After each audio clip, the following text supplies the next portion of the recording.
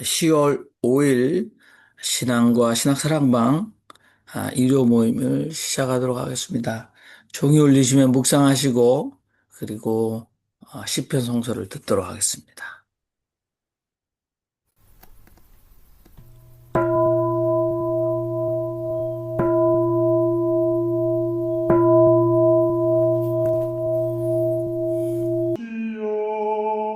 주 이름 빛나는 길 인도하시네.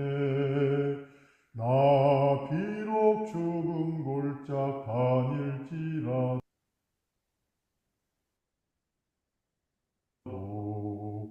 함께 가는 내 주님이 지켜주시고 든든한 지팡이로 보살피시니 두려움이 연기처럼 사라져가네. 주님이 차려주신 나의 잔치상 내 원수 눈앞에서 차리신 밥상 내 머리에 귀한 기름 부어주시니 오 주여 나의 잔이 넘치나이다. 진실로 선하시고 인자하신 주 평생토록 나와 함께 동행하시리. 나는 주님의 집 돌아가오니 영원히 그곳에서 살겠나이다. 한국 천주교회 창립 200주년 기념 신약성서 마태복음 26장 47절. 예수께서 아직 말씀하시고 계실 때에 12제자 중에 하나인 유다가 왔다. 또한 그와 함께 대제관들과 백성의 원로들이 보낸 많은 군중도 칼과 몽둥이를 들고 왔다. 그런데 그분을 넘겨줄 자는 그들에게 표징을 일러주며 내가 입맞출 사람이 바로 그 사람이니 그를 붙잡으시오 하고 말해 두었었다. 그는 곧 예수께 다가와서 반갑습니다 랍비 하면서 입을 맞추었다. 예수께서 그에게 친구 무엇 때문에 왔는가 하고 말씀하셨다. 그때 그들이 다가와서 예수께 손을 대어 그분을 붙잡았다. 마침 예수와 함께 있던 이들 가운데 한 사람이 손을 펴 자기 칼을 빼어들고 대제관의 종을 쳐서 그의 귀를 잘라버렸다. 그때 예수께서 그에게 말씀하셨다. 당신 칼을 칼집에 도로 놓으시오. 칼을 잡는 자는 모두 칼로 망하는 법입니다. 당신 생각으로는 내가 내 아버지께 청하지 못할 것 같습니까? 청하기만 하면 이제라도 12군단이 넘는 천사들을 내 곁에 세우실 것입니다. 그러나 그렇게 한다면 이렇게 되어야 한다고 한 성경 말씀들이 어떻게 이루어지겠습니까? 그 시간에 예수께서는 군중들에게 이렇게 말씀하셨다. 여러분은 강도라도 대하듯 나를 잡으러 칼과 몽둥이를 들고 나왔단 말이요. 내가 날마다 성전에 앉아서 가르쳤으나 여러분은 나를 붙잡지 않았습니다. 그렇지만 이 모든 일이 일어난 것은 예언자들의 성경 말씀들이 이루어지게 하려는 것이었습니다. 그때의 제자들은 모두 그분을 버리고 도망갔다. 그들은 예수를 붙잡아 가야파 대제관에게 끌고 갔다. 거기에는 율사들과 원로들이 모여 있었다. 베드로는 멀찍이 떨어져서 예수를 뒤따라와 대제관의 저택에까지 이르렀다. 그는 안으로 들어가서 결말을 보려고 하인들과 함께 앉아 있었다. 대제관들과 온 의회는 예수를 죽이려고 그분에게 불리한 거짓 증언을 찾았는데 많은 거짓 증인들이 나섰지만 찾아내지 못했다. 마침내 두 사람이 나서서 말했다. 이자가 말하기를 나는 하느님의 성전을 헐어버리고 사흘 만에 세울 수 있다고 했습니다. 그러자 대제관이 일어서서 예수께 당신은 아무런 대답도 하지 않소. 이 사람들이 얼마나 당신에게 불리한 증언을 하고 있습니까? 하였다. 그러나 예수께서는 잠자코 계셨다. 그래서 대제관은 예수께 말했다. 살아계신 하느님을 두고 당신에게 맹세시키거니와 당신이 하느님의 아들 그리스도인지 우리에게 말하시오. 예수께서 그에게 말씀하셨다. 당신이 그렇게 말했습니다. 그러나 나는 여러분에게 말합니다. 이제부터 여러분은 인자가 전능하신 분의 오른편에 앉아있는 것을 보고 또한 하늘의 구름을 타고 오는 것을 보게 될 것입니다. 그때 대제관은 자기 겉옷을 찢으며 말했다. 그가 신성모독을 했습니다. 이제 우리에게 증인들이 무슨 필요가 있습니까? 보시다시피 지금 여러분은 저 신성모독의 말을 들었습니다. 여러분은 어떻게 생각하십니까? 그들은 대답하여 그는 죽을 죄를 지었습니다 하고 말했다. 이어서 그들은 그분 얼굴에 침을 뱉고 그분을 구타했다. 더러는 손찌검하면서 우리에게 알아맞추어 봐라. 그리스도야, 너를 후려친 사람이 누구냐 하였다. 베드로는 안틀 바깥쪽에 앉아 있었는데 하녀 하나가 그에게 다가와서 당신도 저 갈릴레아 사람 예수와 함께 있었지요 하였다. 그러자 베드로는 모든 사람 앞에서 부인하며 당신이 무슨 말을 하는지 나는 알지 못하겠소 하고 말했다. 그가 대문을 향해 나가고 있었는데 다른 하녀가 보고는 거기 있던 이들에게 이 사람은 나자렛 사람 예수와 함께 있었어요 하고 말했다. 그러자 베드로는 맹세까지 하면서 나는 그 사람을 알지 못하오 하고 다시 부인했다. 그런데 잠시 후에 서 있던 이들이 다가와서 베드로에게 정말 당신도 그들과 한패구려 당신의 말씨가 당신을 분명히 드러내 주니까요 하였다. 이에 베드로는 저주하고 맹세하면서 나는 그 사람을 알지 못하오 하였다. 바로 그때 닭이 울었다. 그러자 베드로는 닭이 울기 전에 당신은 3번이나 나를 모른다고 할 것입니다 하신 예수의 말씀을 떠올리고 밖으로 나가 슬피 울었다. 마태복음 26장 47절부터 체포되시다. 그리고 최고의회의 신문, 그리고 베드로가 스승을 3번 부인하다 라는 이야기로 구성되어 있습니다. 자, 마태복음 후반부 26장 후반부에 대해서 여러분 말씀을 나눠주시기 바랍니다. 예, 제가 먼저 말씀드리죠. 베드로의 그 부인에 대해서 코멘트하고 싶습니다. 저는 이 성서를 읽으면서 특히 복음서에서 최대한 이성적으로 접근하고자 하는 것이 제 일관된 입장입니다. 저는 이 베드로의 배신 이걸 보면서 뭐가 생각났냐면요. 제가 이제 얼마 전에 한 몇 년 전에 읽었던 이승훈이 쓴 편지, 그러니까 그 정약용하고 이제 천안매부지간이었죠. 그 사람이 쓴 책이 있어요.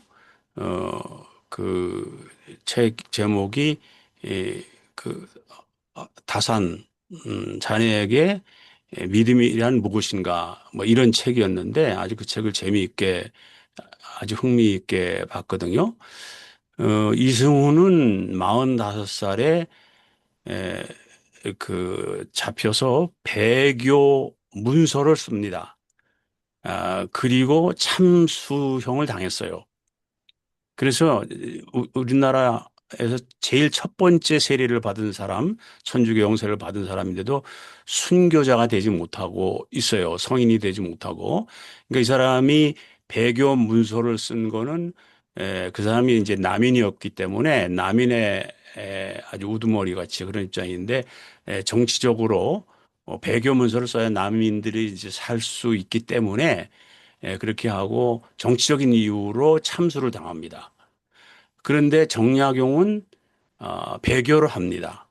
배교를 하면서 이제 85 몇 살까지 삽니다. 그럴 때 이제 이승훈은 형식적으로는 배교했지만 참 믿음을 가지고 있었고 정약용은 실제로 믿음을 버렸고 그러면서 이제 계속 살았고 그래서 그런 편지를 썼대요. 그래서 부인한다, 예수를 부인한다, 신앙을 부인한다는 게 무슨 의미가 있는가 하는 것에 대해서 생각을 많이 하게 되는데요. 그 전에 순교라는 것을 한번 생각을 할 때, 초대교회 당시에 그 영지주의에서는 순교를 굉장히 스캡티컬하게 봤습니다. 그래서 무슨 의미가 그렇게 있는 거냐, 그것이 깨달음이 중요하지, 이런 거였습니다. 그래서 이 종교적으로 어떤 면에서 너무 미화되고 감정적으로 뭐 이렇게 된 면이 있지 않느냐. 인간은 때로는 적절하게 삶을 위해 구체적으로 순교해서 예수에게 도움되는 게 뭐고 뭐 얻어지는 게 뭐냐. 뭐 이런 퀘션까지 가질 수가 있는 거죠. 신앙에 때문에 무조건적인 희생을 하는 그런 것에 대한 퀘션을 갖게 만들어주는 저는 오늘 그런 쪽의 얘기를 드리고 싶었습니다. 네, 감사합니다. 순교에 대해서 또 우리가 다시 생각을 해볼 수 있을 것 같습니다. 우리 김성봉 목사님 마이크 시. 음. 제 목소리 잘 들립니까? 네네. 네. 나사렛 예수 운동, 나사렛 예수를 중심으로 한 이 운동은, 성전에 도전하는 그러한 운동이었습니다. 그리고 그것은, 혁명적, 에너지를, 예, 쏟아붓고 또 처절한 투쟁을 통해서 어, 이 땅에 하나님 나라를 이루어가는 그런 운동이었죠. 어, 그렇기 때문에 목숨을 내어놓고 하는 운동이었습니다. 당시에 성전의 부패상에 대해서 제가 여러 번 말씀을 드렸습니다만 그 제사장이 되기 위해서 대제관이 되기 위해서 아, 뇌물을 총독한테 바쳤고 그래서 총독은 대제사장을 한 사람만 주게끔 돼 있는데 그래서 그 사람이 죽으면 그 다음 사람을 세우게끔 돼 있는데 그 뇌물을 받아 챙기기 위해서 대제사장들을 여러 명 뒀습니다. 가야바, 안나스, 그다음에 알렉산더, 요한 해서 성경에 나와 있는 사람만 해도 네 사람이. 이 대제사장을 세우는 그 법을 어긴 무법천지의 부패 타락한 성전이었고 그래서 그들 들러 엎어야만 됐던 제대로 신앙생활 하는 사람이라면 그 성전 체제에 타협을 해서는 안 되는 거죠. 이게 저항하고 도전했던 그 사람들의 우두머리가 나사렛 예수였습니다. 나사렛 예수의 이 처절한 투쟁 가운데 베드로가 배신을 때렸던 겁니다.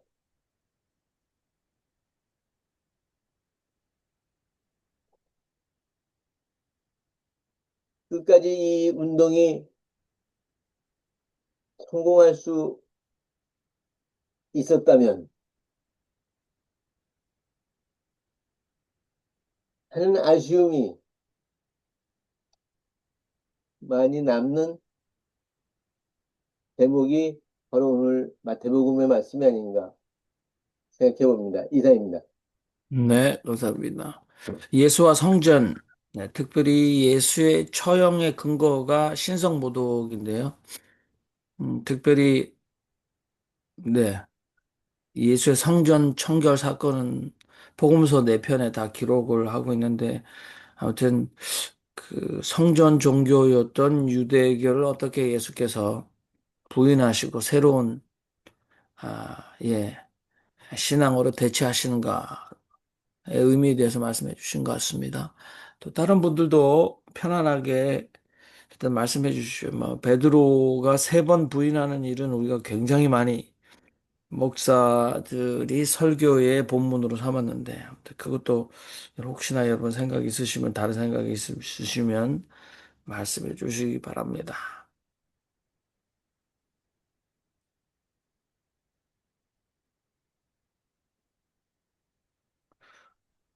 저는 그 이현주 목사님께서 늘 그 예수와 만난 사람들이라는 아주 지금은 제가 볼 때는 40년도 더 된 책 같은데 이현주 목사님께서도 그땐 젊으셨겠죠. 네, 그때 하신 말씀이 보면은 이제 베드로의 이 부인 사건을 가지고 유다 가룟 유다와 비교를 했습니다. 그래서 흐느껴 오는 베드로를 향해서 예수님께서 속으로 하시는 말씀을 이렇게 목소리를 의인화해서 글을 썼는데 마태복음에 의해서도 그렇고 교회는 이렇게 베드로처럼 연약한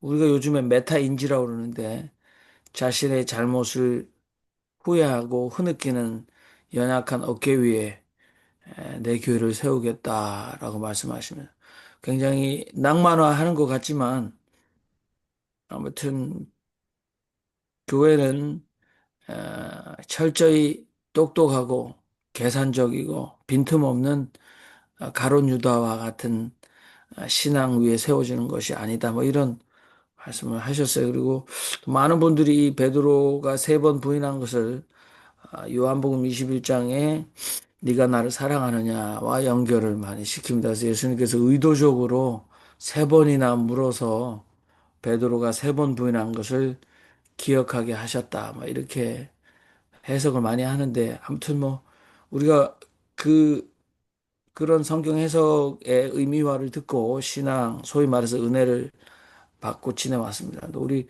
김성봉 목사님께서 아쉬운 부분이다라고 말씀하셨는데 아무튼 예수를 저주하고 맹세하는 그리고 예수님의 예언을 기억하고 바깥으로 나가 슬피 울었다 하는데 전설에 의하면 베드로의 이 두 얼굴의 두 뺨에는 너무 많이 울어서 눈물로 그 골이 파질 만큼 선명한 예, 그 눈물로 인한 네, 상처가 있었다. 이렇게 들리고 있습니다.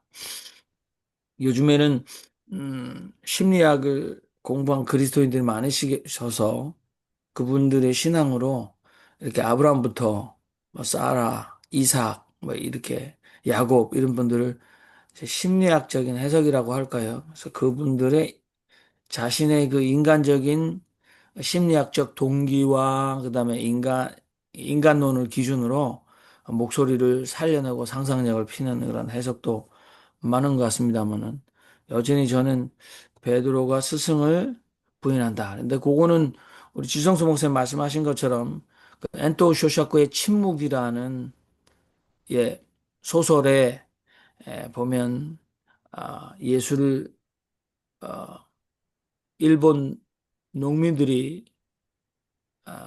부인하는 또 부인하지 못하고 순교하는 많은 장면들을 계속해서 따라다니면서 충격을 받는 그 애꾸는 일본 소장농의 관점으로 이야기가 되지 않습니까? 그리고 거기에 아, 저 사람들은 저렇게 신이 나타나서 아무런 구원도 보여주지 않는데 왜 저렇게 자신의 목숨, 특히 목이 날아가고 이런 일을 하는가라는 의문을 어, 결단코 내려놓을 수가 없어서 계속해서 순교하는 현장을 숨어서 보게 되지 않습니까? 그 한 장면은 보니까 그 본인이 옥에 갇혀서 광 같은 옥에 갇혔는데 옆에서 그 바로 지근거리의 마당에서 신문하는 장면을 눈으로 보고 듣게 되지 않습니까? 그래서 당신 예수를 부인하라, 저주하고 부인하라 하니까 그렇게 할 수는 없습니다, 날이. 그랬더니 바람을 가르는 이 칼소리가 들렸고 쿵 하고 머리가 떨어졌다. 그리고 무더운 여름에 성가시게 파리가 날아다녔는데 그 뜨거운 피가 흐르는 마당 위로 여전히 동일하게 파리들이 날아다니고 있었다. 뭐 이런 장면도 있었는데 본인이 직접 그 수감이 되었을 때 그 벽에 신을 향하여 저주하고 신을 부인하는 수많은 자신이 보았던 그 선교사들의 모습을 그 선교사들의 흔적들을 확인하죠. 굉장히 엔토 쇼샤쿠의 침묵은 여러분들 어떻게 생각하실지 모르지만 예수를 부인하는 것, 베드로처럼 그리고 배교하는 것, 그리고 또 순교하는 것에 대해서 이때까지 쓰여진 소설 중에 가장 또 신학적으로도 우리가 가장 큰 질문들을 하고 있는 게 아닌가 뭐 그런 생각을 해봅니다. 말이 길었는데 이런 마이크 키시면 바로 연결해 드리겠습니다. 우리 다석 다사고록보다 이 성서에 관해서 말씀하시는 게 그렇게 쉽지 않으신 것 같은데요. 마이크 켜시고 말씀하시면 되는데, 헨리킴 목사님이 좀 말씀을 하시죠.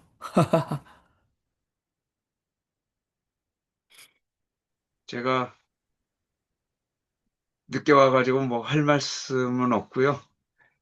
어, 한 교리에 대해서 과연 배교하는 것은 가능하겠지만 나의 마음속에 있는 하나님을 배교하는 것은 없는 것 같아요. 내 마음속에 있는 하나님을 배교한다? 아, 그거는 궁극적으로 하나님에 대한 인식이 바꾸지 않았을까? 인식이 바뀌어가는 자기 마음을 배교하는 것은 가능해도 궁극적으로 쫓아가는 그것을 하기는 어렵지 않은가. 저는 그렇게 생각합니다. 그리고 앤더 슈사크의 그 침묵 속에 나와 있는 여러 가지 그 본질적인 마음과 저도 한때는 제가 추종했던 것들에 대한 길을 가려고 했다가 그것이 아니다라고 단연코 얘기했을 때 과감하게 맞서서 나왔는데 나와서 보니까 또 이 기존의 교회들, 기존의 이 종교인들 그 모습 속에서 제가 맞섰던 것들을 또다시 보게 되니까 제가 요즘은 과연 기독교에 과연 가는 것이 맞는가. 그래서 저는 지금 굉장히 고민을 많이 하고 있습니다. 속으로는. 여기까지 저도 생각이 미치게 됩니다. 네, 네. 감사합니다. 김순선 선생님도 말씀을 하시는 게 좋을 것 같습니다. 다른 분들은, 한국에서는 이 추석 연휴의 무드가 있기 때문에 힘드신 것 같은데. 예. 요즘 제가 목이 잠겨가지고 요즘 한국의 검찰이랑 뭐 특검이랑 해서 뭐 여러 가지 나오잖아요. 이제 베드로가 그 배신을 그렇게 예? 쫓아다니면서 구줄하고 그렇게 얘기를 했으면서도 배신하는 거가 우리 한국의 검찰의 그 자기 속을 해서 거짓 증언하게 하고 하는 그런 게 인간의 어떻게 얘기하면 본능 아닌가. 이제 이화영 정신 차려 하고 그 이화영 씨 마누라가 법정에서 소리쳐가지고 이화영이 그 영창 살게 된 그 근간이 어떻게 보면 우리 인간의 가장 절실한 표현이 아닌가 싶어요. 그래서 저는 그래 우리 인간이 본능대로 살아야 된다고 봐요. 본능대로. 다만 정의에 어긋나지만 않는다면 본능대로 살아야 되는데 그 여러 가지 이권 때문에 그냥 그 목숨을 예를 들어 뭐 궁극적으로 목숨을 보존하기 위해서 아니면 또 물질적인 거를 얻기 위해서 그 거짓한 행동을 할 때 그게 어쨌거나 이윤이 있더라도 죽을 때까지는 그게 머릿속에 걸릴 거란 말이에요. 베드로가 눈물이 고를 이룰 정도로 그렇다고 치면 차라리 그냥 한 방에 가는 게 낫지 않은가 이런 생각도 하지만 저도 지금 70 넘어 살지만 마음속으로는 이거 아닌데 하면서도 어떻게 해야 될지 몰라서 그냥 말을 못하는 그런 경우가 굉장히 많아요. 진실을 얘기하기에는 너무 한편으로는 잘난 척하는 것 같기도 하고 자기 정의관에 조금 이거 배신이 아닌가 싶어서 아예 침묵을 해버리는데 우리가 이렇게 살면서 이 하나님에 대한 우리 주 예수님에 대한 그런 거짓 증언을 한다는 건 보통 용감한 게 아니잖아요. 그래서 우리 인간이 결코 신을 부정하고는 편안히 살 수 없다는 그런 그 좁은 그 1km밖에 안 되는 뇌 속에서 과연 어떤 게 옳고 그른다는 걸 판단하는 건 아직도 제가 자신이 없어요. 우리 성경에 좋은 본보기가 많지만 나는 과연 어떤 데 서야 되나 하는 게 늘 그냥 자신이 없어요. 감사합니다. 네, 감사합니다. 네. 또, 우리 또 이러면 뉴욕, 뉴저지 신신사의 모든 분들이 다 발언하고 계신데. 우리 양보영 선생님, 아이고, 발언하시기 감사합니다. 바랍니다. 제가, 아니, 지금, 김수상 선생님께서 얘기하시는 거 듣고 생각이 났는데요. 저기, 한강 책에 이런 얘기가 있더라고요. 진리가 어리석음을 없앤다. 진리가 어리석음을 없앤다는 말이 있어요. 그래서 내가 보니까 어리석은 자들은 진리를 말을 하지 않는구나. 그래서 우리나라에 그 사건 난 거 다 거짓말 시키는 사람은 어리석다고 봐야 되겠다. 진짜 거짓말을 우리가 인간은 누구나 다 시켜봤지만 우리 선의의 거짓말이 있고 정말 남을 아주 나쁘게 하기 위해서 거짓말 시키는 거 이게 어리석은 자들이거든요.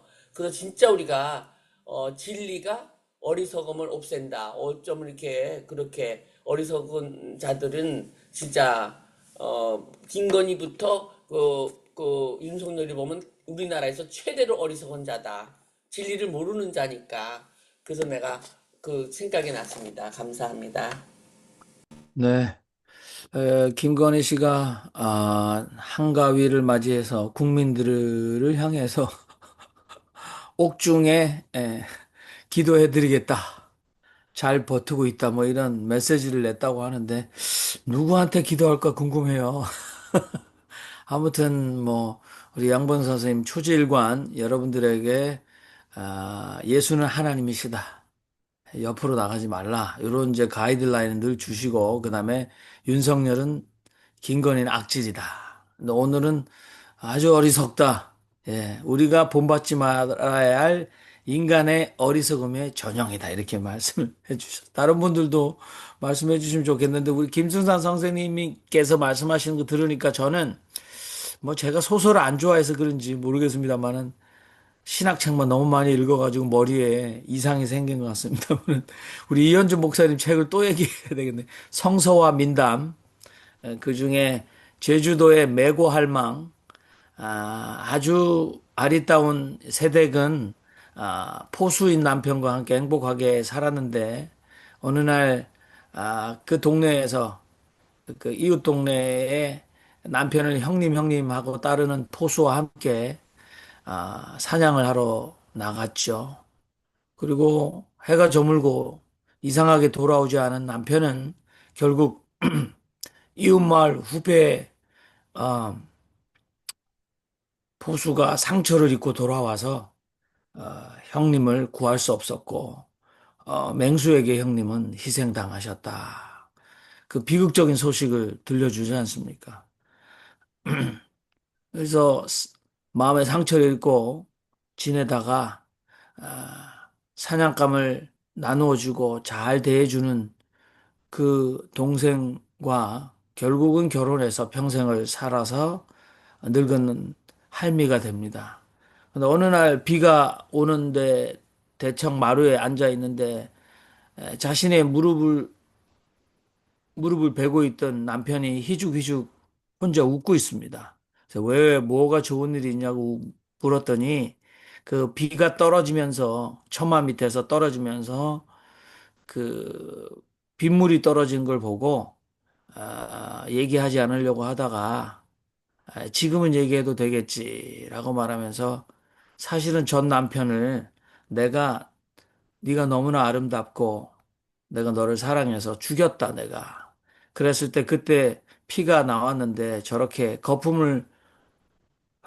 거품이 나는 빗물처럼 그때 그 장면이 떠올라서 내가 웃고 있다. 너무나 충격을 받았지만 메고 할망은 내색 하나 변하지 않고 기다렸다가 그날 밤에 그 남편과 낳은 자식과 본인이 다 불을 질러서 다 죽었다는 얘기입니다.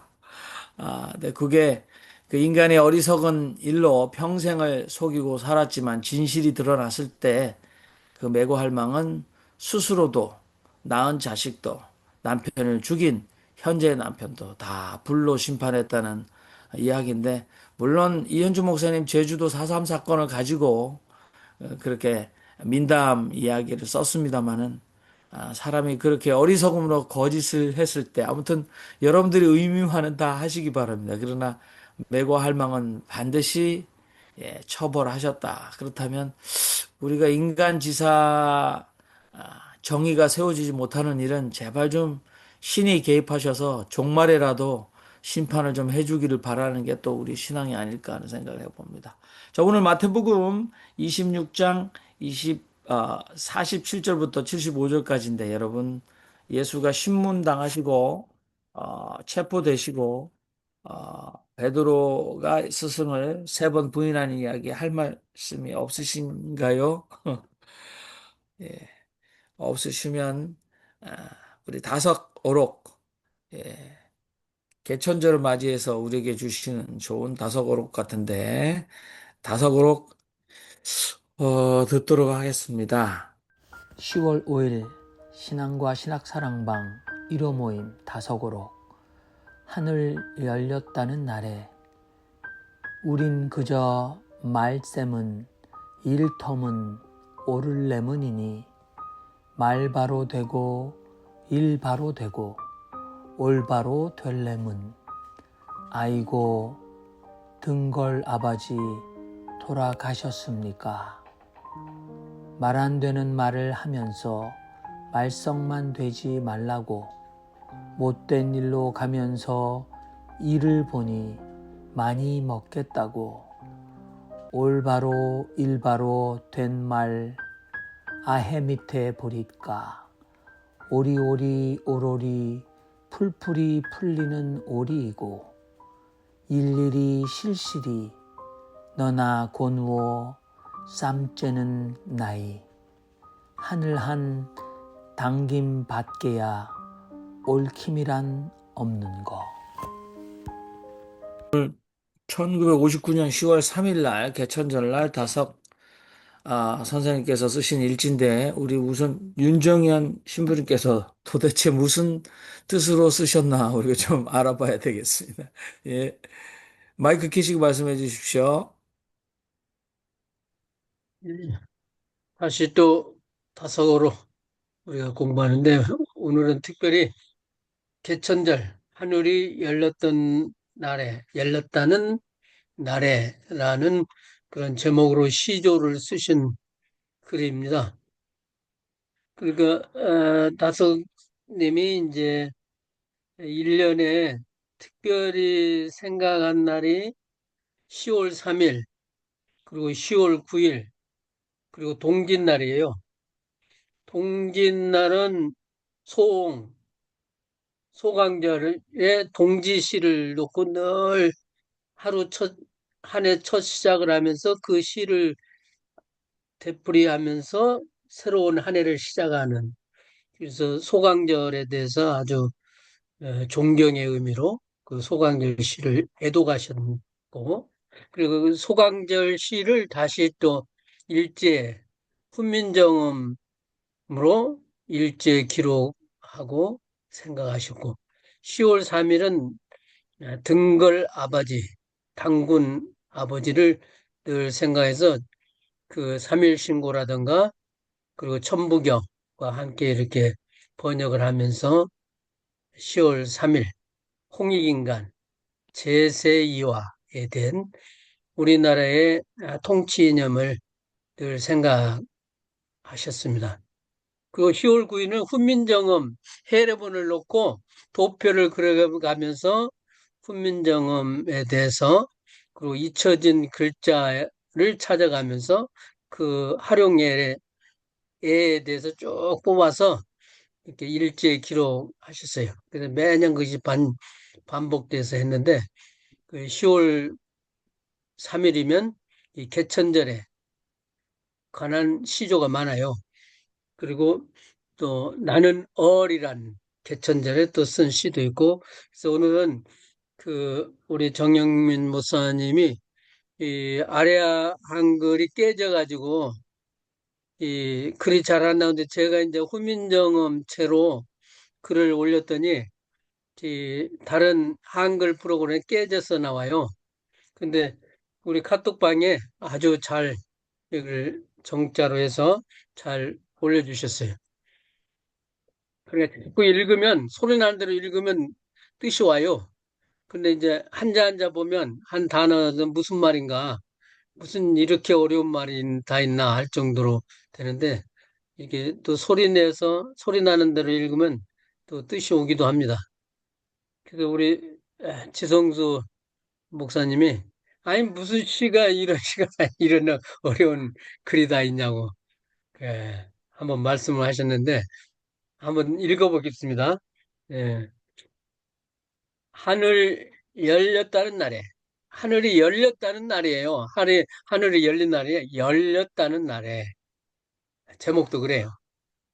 예, 하늘을 열었다는 날도 아니에요. 개천은 하늘을 열었다는 말이잖아요. 근데 하늘이 열렸다는 날에 우린 그저 말 때문 일터문 오를래문이니 말 바로 되고 일 바로 되고 올 바로 되려면 아이고 등걸 아버지 돌아가셨습니까? 우리 홍익은 재생 그러니까 이 도운 이 통치 이념이 지금 엉망진창이 사람들이 지금 거짓 뭐 바른 있게 살지 않고 진리대로 살지 않고 어리석으니까 10월 3일 날 등걸 아버지 당군 아버지 등걸은 당군을 뜻하거든요. 등걸 단단자가 박달나무 단자인데 그 등걸 나무의 중심도 등걸에서부터 시작해서 우리 민족의 등걸은 당군이잖아요. 그래서 등걸 아버지. 당신의 정신은 돌아가셨습니까? 없어졌습니까? 예, 그런 질문이에요. 한국 사람들에게 좋은 이 사상으로 통치 이념으로 홍익인간, 인간을 널리 이롭게 하는 그런 말씀을 이렇게 가지고 사시는데 지금 어떻게 등걸 아버지 돌아가셨어요? 할 정도로 세상이 됐다. 그런 일련은 그래요. 말 안 되는 말을 하면서 말썽만 되지 말라고 못된 일로 가면서 이 일을 보니 많이 먹겠다고. 그게 많이 돈 벌어서 많이 먹겠다고만 정신이 빠져서 안 될 걸로만 가고 말썽짓만 하게 된다, 사람들이. 그래서 올바로 일바로 될 말 아예 밑에 보리까.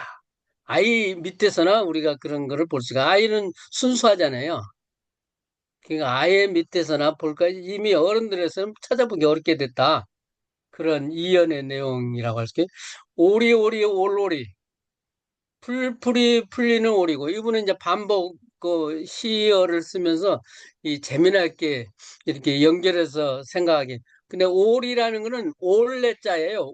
오고 있는 그런데 그럼 오고 있는 올오리 풀풀이 풀려 올이 풀풀이 풀려야 하잖아요. 많이 실이 엉클어졌어도 올올이 풀리잖아요. 우리 사상이 다 엉클어지고 우리 홍익인간 개념이 완전히 뭐 얽혀서도 올올이 풀풀이 풀리는 오리이고 올 거다. 일일이 실일이 너나 고누어 이렇게 함께 짜서 고누어 함께 엮여서 짬째는 나이 배짜는 그 나이 하늘 한 당김밖에야 옳킴이랑 없는 거. 하늘에서 크게 이렇게 당겨주고 하늘이 우리를 세워줘야 올바른 키움이란 건 없다. 하늘이 이렇게 우리를 키워주자면 올바른 옳킴, 올바른 키움은 없다. 없는 거 아닌가? 이런 내용이. 한번 여기 카톡에 나와 있는 우리 정영 목사님 올리는 그 글을 보시면서 이 얘기를 나누면 고맙겠습니다. 감사합니다. 네, 여러분 하늘 열렸다는 날의 개천절에 다석 선생님 시조 쓰신 겁니다. 그렇다고 정 목사님 그 카톡방에 올린 그 글 쓴 거, 글씨, 이거 어디 출처가 제가 어디에? 손으로 쓴 건데요. 응. 정 목사님 쓰신 거예요? 예, 손으로 직접? 그냥 이거 뭐 아, 그냥 평소에 쓰는 대로 빨리빨리 써가지고 올려. 그래요? 예, 어, 글 자체 만들어도 되겠네요. 어, 예, 핵심적인 단어가 등걸 아버지인 것 같아요. 등걸 예. 아버지, 그거를 풀어주시니까 윤정희 신부님께서 이 등걸 아버지가 당군 아버지다. 라고 이렇게 설명을 해주시니까 이게 전체가 이해가 확 되는 거예요. 예. 댕구루라는 단어를 이렇게 썼는데 그걸 등걸이라는 걸로 이렇게 거기에 연상이 안 됐던 거죠. 그래서 그 등걸, 단군 이 설명을 들으면서 아주 제가 정말 기분도 좋고 감동이 됐습니다. 근데 그 단군을 회복하자. 예. 근데 저는 단기 몇 년이라는 단어도 이제 써야 된다고 생각하고요. 이 단군 시대, 고조선 단군 시대를 우리 역사 속에서 정사로 회복하는 운동을 이걸 다섯 선생님을 쫓아가는 모든 사람들은 우선적으로 좀 단군을 회복하는 일을 해야 되지 않겠는가 그런 생각을 좀 가져봅니다. 이상입니다. 네. 감사합니다. 우리 뭐 네, 한 가지 체크를 해보셔야 될 것 같은데요. 제가 이제 영인본을 보니까 아해 밑에가 아니고 이해 밑에로 돼 있거든요.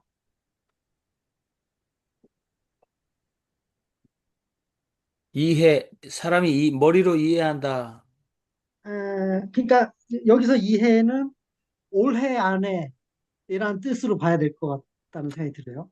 올바로 일바로 된말. 예, 몇 아유, 년도죠? 몇 년도에 쓰신 거죠? 59년 10월 3일, 59년 10월 3일. 59년 하고도 10월 3일이라. 갖고 계시군요. 김성복 목사님도. 그러면은 우리 신인수 선생님 만일에 형님, 그게 아해가 아해가 아니라 아니고 이해네, 이해 맞네요. 예. 예, 아유, 고맙습니다. 잘 찾아주셨어요. 그러면 어떻게 이해되죠? 그게 올바로 일바로 된 말 예, 이해 밑에 보니까 이렇게 예. 되면은 제대로 이해하게 예. 올해에는 이해하겠지. 그런,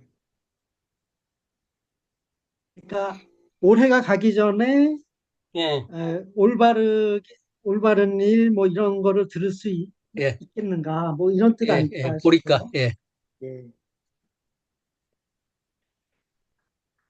아니, 다석 선생님은 무슨 심통으로 이렇게 말을 베베 꼬아가지고 좀 쉽게 하지.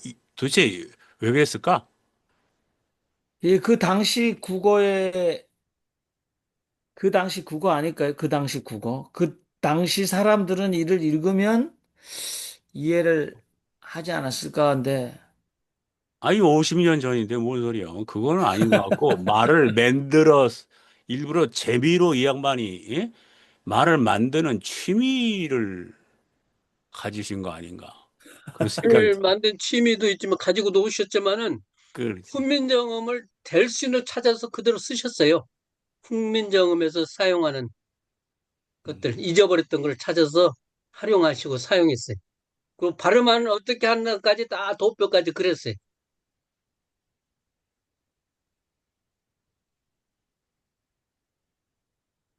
그러면은 그 지금 신인수 선생님이랑 김성모 목사님 가지고 계신 책에는 그게 이렇게 오리지널이 있다가 그 젊은이들도 알을 수 있는 현대적 국어로 다시 해석이 돼 있습니까? 짧게 시처럼 번역이 돼 있습니까? 아니요. 이 책은 그냥 영인본이라서 그냥 그 오리지널만 있고요. 어. 그다음에 이 책은 이제 아, 정양묘 신부님이 이제 그 우리말로 윤문도 하고 해설도 하신 책이 최근에 세 권짜리로 나온 게 있는데, 근데 이제 저번에 윤정현 신부님이 말씀하시기에는 약간 좀 부족함이 있으시다 이렇게 말씀하셨던 걸로 기억합니다. 예. 그게 그러니까 정양모 신부님은 한글씨만 따로 빼가지고 해설을 한 거예요. 아, 한글씨만. 지금 이건 그러면 한글 아니에요? 이건 아니야? 지금 이건? 아니, 다섯 글자는 한문도 있고 한글도 있는데 네. 정양모 신부님 한글만 아니, 그러니까 지금 읽은 거, 400페이지 중에. 지금 예, 읽은 한글이에요. 거, 예, 그럼 예, 그거 정양모 신부님 어떻게 풀었는지 한번 읽어봐 주면 그리고 우리 좋겠어요. 신인수 선생님이 예. 그러면 그 찾아보시면 되죠. 예, 59년 10월 3일에 쓰신 이 시조 같은 하늘 열렸다는 날에 이게 정양부 신부님이 운문으로 다시 편안하게 해설을 해주셨나요? 예. 아니, 그 해설은 김웅호 선생님이 한 거를 내가 어디서 본 것 같은데. 제가 카톡에 제가 찍어서 올려드릴게요. 네.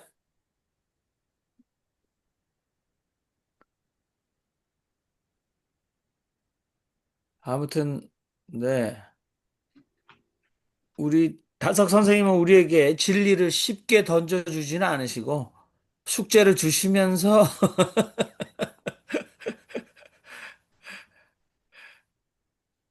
네, 우리 한국, 신인수 선생님께서 올려주셨네요.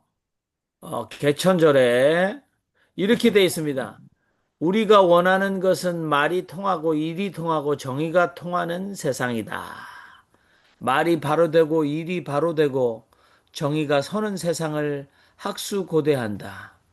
아이고, 당군 할아버지는 돌아가셨는지요?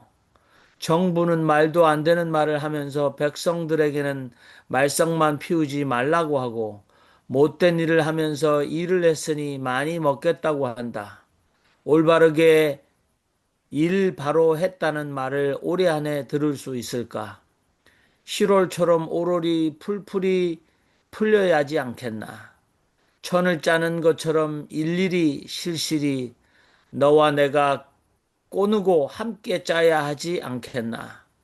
하늘에서 끌어당기지 않으면 하느님과 연결될 수 없다.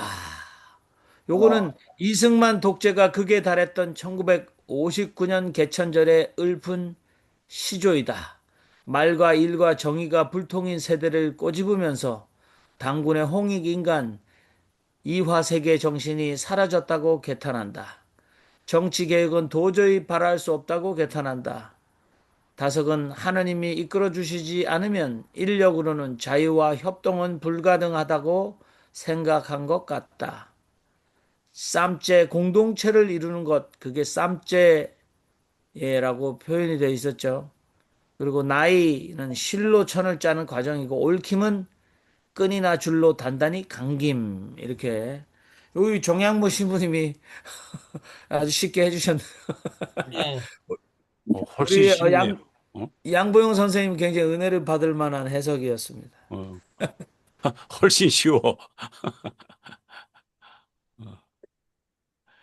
예, 우리 이승만 독재가 극에 달했던 1959년도에 윤석열의 검찰 독재가 극에 달했던 시대에 살으셔서도 비슷한 시조를 쓰셨을 것 같은데 예.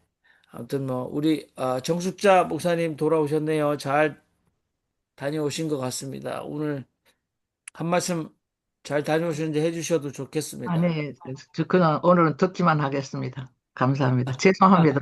늦었어요. 아닙니다.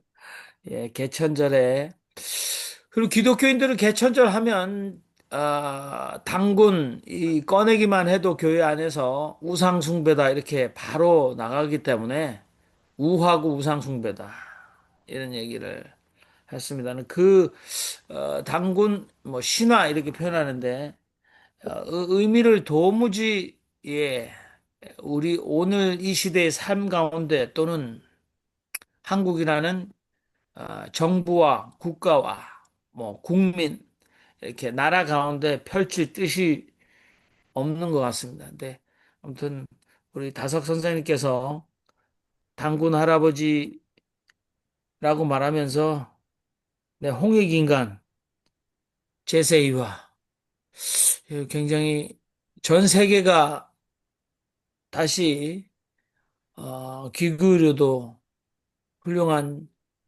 본받아야 할 정신인 것 같은데 아무튼 여러분들 아무튼 그래도 외국에 나오면 애국자가 된다고 저희가 바깥에 나와서 지금 천부경 그다음에 한단고기뿐만 아니라 정체성에 대해서 우리가 필요하다라고 열심히 노력하는 분들이 김수상 선생님과 헨리킴 목사님이십니다.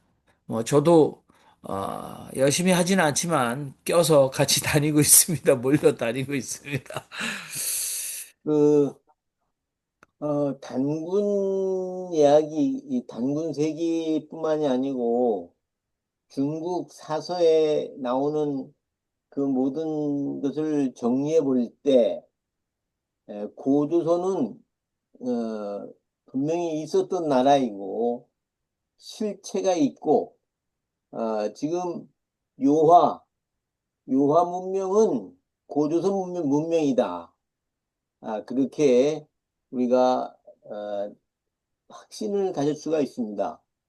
그래서 우리가 이제 이 단군을 중심으로 하는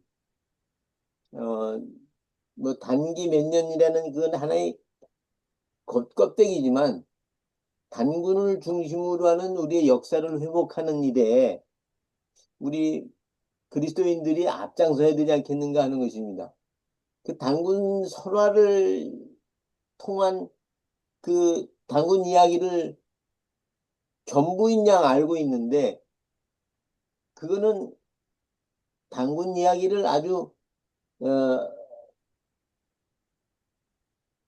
왜 축소한 아주 축소한 이야기에 불과한 것이고 사실 단군 이야기는 에, 환인, 환웅, 단군 해서 5천년, 6천년 역사 아주 장구한 역사를 이제 갖고 있다고 하는 것 그런 좀 이 역사에 있어서 역사학에 있어서 우리의 민족사를 복원하는 일에 우리 그리스도인들이 앞장서야 되지 않겠는가 그런 생각을 가져봅니다. 이상입니다. 네, 감사합니다.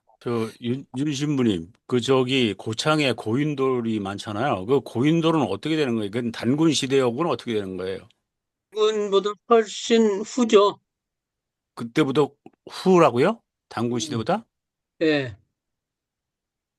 그래요? 저기 12세기, 기원 12세기, 13세기예요. 이 고인돌 시대는. 그러면은 기원전 네? 1200년에서 12세기 1200년에서 1400년 예, 1500년 그 당시 그 기원전. 기원전이죠. 기원전. 예, 기원전. 그러면은 음. 단군 시대하고 그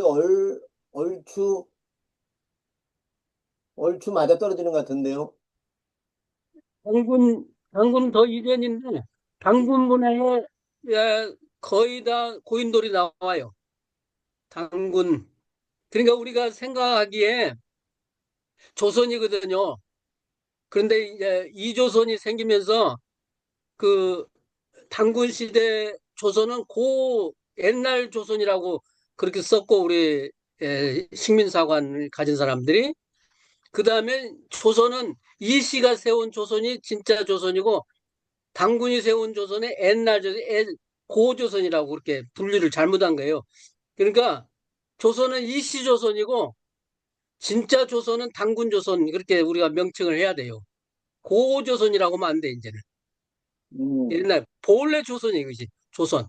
네, 이 씨들이 세운 조선 때문에 고조선이라는 말이 생긴 거예요.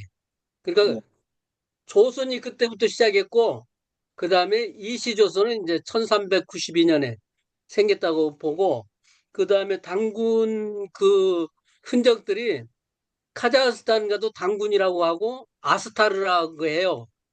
아사달, 아스타르 해야죠 수도예요. 그 다음에 몽골 거점은 당군, 탱그루, 당고레, 당골레 이렇게 다 그 써요. 지금도 당군이 그렇게 약간씩 변화가 된 거죠. 그러니까 우리 그, 김성복 목사님 말씀하신 것이 신화 일본 식민사관까지 신화로 치부했는데 역사가 있는 거라고 지금은 얘기를 하고, 그 다음에 고고학에서도 유전자 검색까지도 하기 때문에 지금 이제 홍산문화가 만년까지도 밝혀지잖아요. 네. 유전자를 통해서 연구를 하기 때문에. 그렇기 때문에 당군 조선도 그렇게 없어진, 신화화됐던 것이 역사로 들어올 수 있지 않을까 이제 생각되기도 해요. 그렇다면은 네. 그렇다면은 우리 조선인민주의 공화국은 제대로 쓰고 있네, 쓰고 국호를. 있는 거죠. 예, 조선이란 말을. 그러니까 지금 두 흐름이 있어요. 지금 두 나라 얘기를 하는데, 두 국가를 이야기하는데, 오늘날 얘기하는 두 국가죠. 근데 그게, 고구려의 모체가 됐던 고조선, 아까 말씀드린 그 원래조선, 원래조선, 그 요하를 중심으로 해서 좌우에 형성됐던 그 홍산 문화를 배경으로 하는 그 고조선, 원래조선. 그리고 그 밑으로 내려와서 이쪽으로 와서 삼한, 마함, 변한, 진한, 이 중심으로 한 그래서 대한민국, 이건 남조고, 북조는 조선민주주의인민공화국 해서 이 두 나라로 나눠진 게 어떻게 보면 이게 운명인 것 같기도 해요. 운명인 것 같기도 하고, 세계의 모순을 그대로 우리가 지배한 것이다 보고, 태극이 지금 3태극이 원래 있는데 지금 2태극으로 했어요. 음양으로. 예, 근데 그것도 보면 북쪽은 조선을 얘기하는 것 같고, 이 아래쪽은 대한민국을 얘기하는 것 같아요. 근데 하여튼 두 나라가 언젠가 하나가 되겠지만, 둘로 가는 것도 어떤 의미를 갖는 거 아닐까 생각해 봅니다. 어쨌든 나라로 인정하는 노력이 우리에게 필요하다. 이렇게 말씀드릴 수가 있겠습니다. 네. 네, 김수산 선생님 말씀하세요. 그, 그 고조선의 석기 시대로 도를 사용했다고 그렇게 얘기를 했는데요. 요즘은 이제 연대수를 정확히 읽어내잖아요. 그리고 스위스 계곡에 빠진 그 아이스맨이 지금 박물관에 있는데 그게 5천 년 된 송장인데 철도끼를 허리에 찼어요. 그러니까는 고조선 시대에 이미 철기 문화가 있는 거예요. 구석기 문화가 아니고. 그리고 요한명이나 홍산 문화 그게 다 백일화에 드러나서 그 우리가 만년의 역사를 가진 게 증명이 되니까 유네스코에서 이 지구상에 가장 오래된 시연의 역사와 문화를 가진 게 시연의 문화와 역사를 가진 게 동이배달민족이라고 했어요. 그 동이배달민족은 어떤 걸 말하면 우라랄타야 산맥에 산스크리트어를 쓰는 동이배달민족이 우리 조선의 조상이나 마찬가지죠. 그게 환단고기에 그 안경전이라는 사람이 중국을 7년 8년 헤매면서 그 에비던스를 구하느라고 엄청 애를 썼는데 많이 소실된 가운데서도 유물이 있으니까 그 유물은 정확히 연대수가 나오잖아요. 피라미드만 해도 거의 기원전 3천년이 조금 안 되는데 짝퉁은 나중이잖아요. 어쨌거나. 에? 근데 원조의 고인들이 우리나라 그저 이북 북방에 그렇게 많은 거예요. 그러다 보니까 현대에서 그 역사적으로 기록된 그런 것들이 가장 우리나라께 오래됐다는 걸 알았죠. 뭐 구텐베르크 활자도 최초라고 했는데 고려시대 그것도 그때 우리는 다 철로 한자를 딱딱 썼는데 그때 가져가서 그 고려 때 가져간 거를 글자의 시초라고 그렇게 정말로 정말 황당한 그런 기록이 이제 다 나왔는데 지금 우리 민족이 그렇게 오래됐기 때문에 우리 민족의 DNA는 세계에서 최고예요. 그걸 이제 어떻게 증명하냐면 최고라는 의미는 여러 가지 방면이 있는데 예를 들어 그 Y 염색체가 굉장히 그 남자 여자를 가르잖아요. Y 염색체가. 근데 그 Y 염색체 자체가 굉장히 다양해서 족보를 찾는데 Y 염색체 아니면 찾을 수가 없을 정도로 그렇게 정확하게 나와요. 특히 이제 지문 같은 게 그러니까 이제 살인 사건 났을 때 거기서 조그만 흔적이 해서 그 Y염색체가 발견되면 누구라는 게 그냥 딱 나타날 정도로 그 특징이 있어요. 그 이제 재밌는 통계가 하나 있는데 징기스칸이 굉장히 큰 대륙을 이뤘잖아요. 전 세계 가장 많은 6%의 그 Y염색체가 징기스칸 염색체인 거예요. 그래가지고는 그것 때문에 징기스칸의 그 피가 얼마나 많이 그 전 세계에 있는가 하는 걸 알게 됐죠. 전 세계 인구의 6%라는 게. 얘기가 조금 빗나갔는데 요즘은 역사에 대해서 정말 신기한 게 많은데 우리가 그 고대 글자도 많으면은 AI가 다 해석을 하는데 조금은 해석이 안 되는 말들이 많은데 최근에 그게 굉장히 붐이 나서 해석을 많이 했어요. 그래서 그 고대 문화의 역사가 전혀 달라져 버렸는데 그 중에서도 우리의 그 문화가 굉장히 월등하고 우수하다는 게 그 고고학자들 하는 사람들의 말을 들어보면 깜짝 놀랄 일이죠. 그러니까 우리가 지금 K 문화 이렇게 하는 그 K 문화가 하루아침에 이루어진 게 아니고 벌써 이미 우리 조상부터 그 특유한 재질이 있으니까 저는 그래 지금 세대는 안 돼도 다음 세대 정도 되면은 우리 아들 세대 말고 그다음 손자 세대가 오면은 전 세계를 주름잡을 그 인종은 우리 한국밖에 없다. DNA도 우수하지만 역량이나 능력이 충분하기 때문에 이제 우리가 세계의 중심이 돼서 한국 지질학자들도 이미 얘기했어요. 한국은 세계의 배꼽처럼 숨 쉴 수 있는 가장 중요한 자리라고. 그래서 그런 얘기를 들을 때마다 목에 힘이 주어집니다. 감사합니다. 네. 네, 우리 김순산 선생님은 해외 나가시니까 기승전 우리가 최고다. 니네들 기다려라. 이걸로 예. 항상 결론 나는 게 이해해 주시기 바랍니다.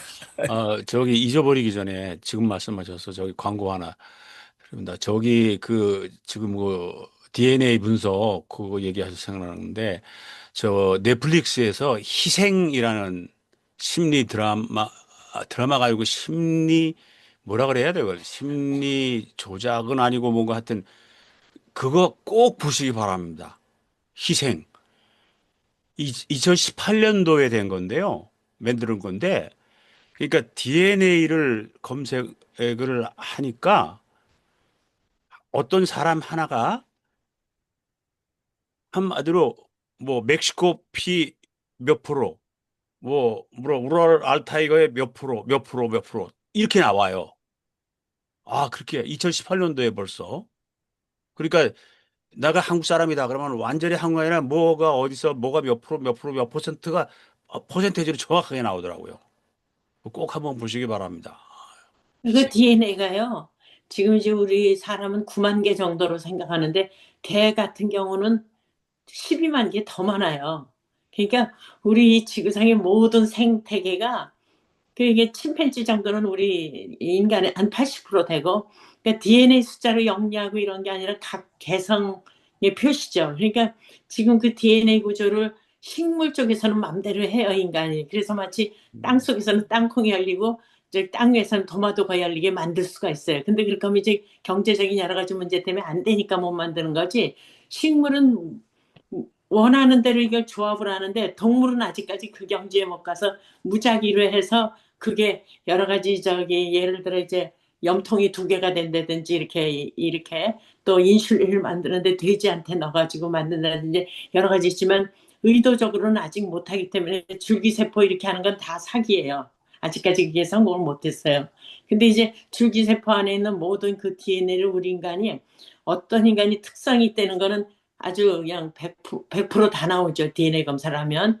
그래서 우리가 가지고 있는 9만 개의 DNA가 온 지구상의 생태계 모든 것이 조금씩 섞였어요. 그러니까 우리가 동양 사람이라 그래도 잘못하면 흑인도 날 수 있고 백인도 날 수 있어요.